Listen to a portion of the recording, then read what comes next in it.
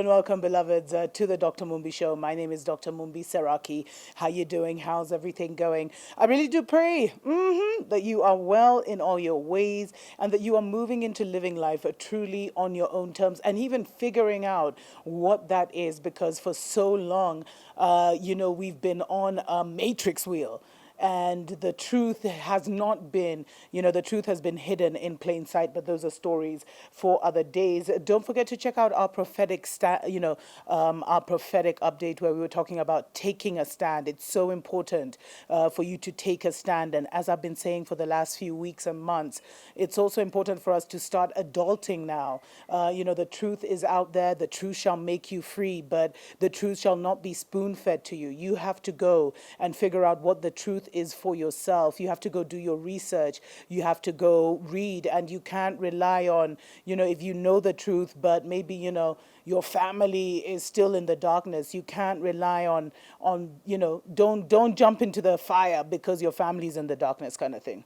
Anyway, maybe I'll do a special prophetic update on that. But there's a very disturbing story coming out of Zimbabwe. But this shows you, beloveds, why it's so important for us to be the ones who, who use our power. We do have a power as a united force, as a united voice when we, especially on social media, when we tweet about things, when we express our concern about things. Our government, even if they don't want to, even if they want to pretend like they don't listen, and they definitely do, because about a week or so ago, there was a very disturbing video that made rounds which showed a Chinese man in Zimbabwe who owns a mine. And mind you, this Chinese doesn't even speak English. Anyway, I'm getting ahead of myself. So basically, two of his workers actually went up to him demanding their wages. He whipped out a gun and literally shot at the two workers, injuring them. Now, the video, someone luckily recorded the video, and it was basically over a salary dispute, but the video went viral. The government of Zimbabwe didn't do anything until, many Zimbabweans started to complain online. Some said, a Chinese national has shot and injured two natives in Gweru over a salary dispute and no arrest has been made. I mean, this was trending. Others were saying, the government has sold the country to China. Now the Chinese do as they please, and illiterate Zimbabwean workers in our own country, because they know we have no protection from the government. The liberators have turned our good country into a predator state. Hashtag justice for workers. Well, it looks like, the voices of, the online army, was on in Zimbabwe was heard, and the Chinese man was actually arrested and charged with attempted murder. But if there had not been this outcry on social media, the heartbreaking thing is the government would have just let him be and continued with business as usual. And you know why? It's because the government sees you the way this Chinese man sees you. The government sees the laborer the way this Chinese man sees you. He sees you as someone who's disorganized, who doesn't have power, who he can easily exploit, because for them, even with the pandemic going on, it's business as usual in Africa. But I keep saying it's not business as usual in Africa. So the man goes by the name of Zhang Zuen, and he's been charged with attempted murder for shooting Wendy Chikwaira, who is 31 years old, and Kennedy Tachiona at point blank range after they demanded their outstanding salary from Zhang, who happens to be the mine owner. How does a Chinese man, and by the way, he had to even have a translator in court. So how does a Chinaman who doesn't even speak English or even the local tongue in Zimbabwe come and own a mine? The government should be facilitating for the locals who live around that area to exploit that mine. They should copy paste what Tanzanian Mines has done, and check out the video I did on that a couple of days ago. And so, Zhang was arrested and detained overnight ahead of his court appearance.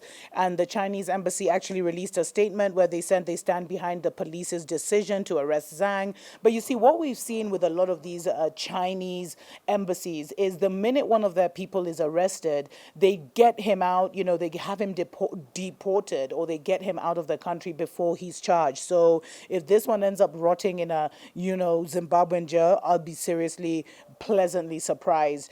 So the statement that the Chinese embassy released, they said, we firmly support Zimbabwe's law enforcement agencies to transparently and openly investigate and handle the case in accordance with the laws of Zimbabwe. You see how they add those little loopholes?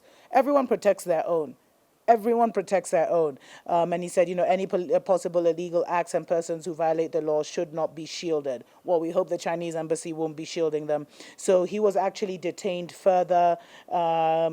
He's not going to be released. And the magistrate actually, so he remanded him for like a month. And then he said that even if he needs a translator, it should be a government-appointed translator, not his own guy who just rocks up and says he's going to translate for him. So, and this character Zhang said he had accepted the court's decision and had nothing further to say as the case was only in its initial stage. We're going to be following this closely, beloveds. Let me know what you think about this. You see, our voices are important and our voices have power. If you see any injustice happening in your community, record it, send it out to, even post it, send it out to, social media influencers. I hate that name, but, people who are reporting on the news, and let's see justice done. And, this will also build our confidence. The more we see that if we come together and we shout and scream, a man is arrested, a man is charged, and even, the defenseless in our community can be defended by our collective voice. Until next time, beloveds, tuko pamoja.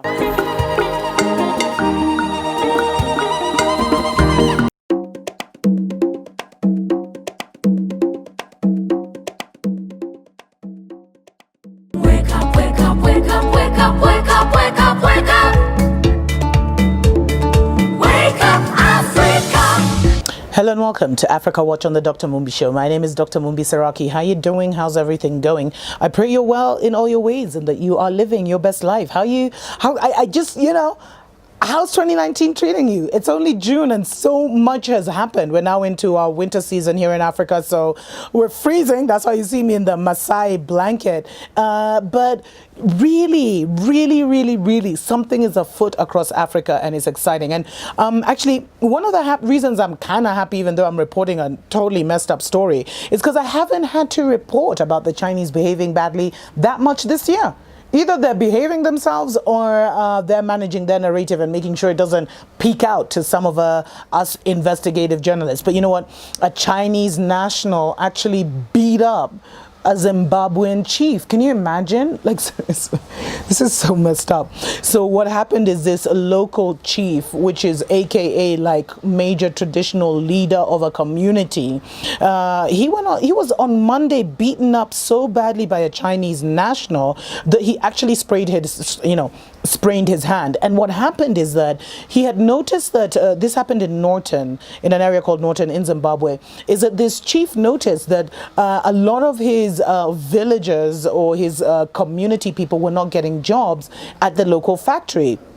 So he went to find out what the deal was, and so he went through security, did all the necessary things. Then, as the moment he passed through security, all of a sudden there was according to the chief now, there was a flying kick, kung fu style from the left, and all of a sudden he was rained with slaps and kicks and just punches until he fell to the ground and he sprained his hand. This is so crazy. And first of all, shout out to our brother Ndalala for sharing the story. I hope I pronounced your name right. So now so he had actually, after trying to approach management, and this is a towel manufacturing factory that was recently opened in Norton, and they're saying that it's supposed to be opened by Mnangagwa actually very shortly, like in the very near future, in this huge state function, despite there being so many issues with this whole situation. So now the chief is actually known as Chimero. His full name is Brown Shopper. And Chief Chamorro has, he had actually said that he welcomed the Chinese with open arms when they wanted to come and build a factory in his village. He thought it would be actually creating jobs and it would be a win-win for the villagers and the Chinese. This is why our people need to be educated about who these people are.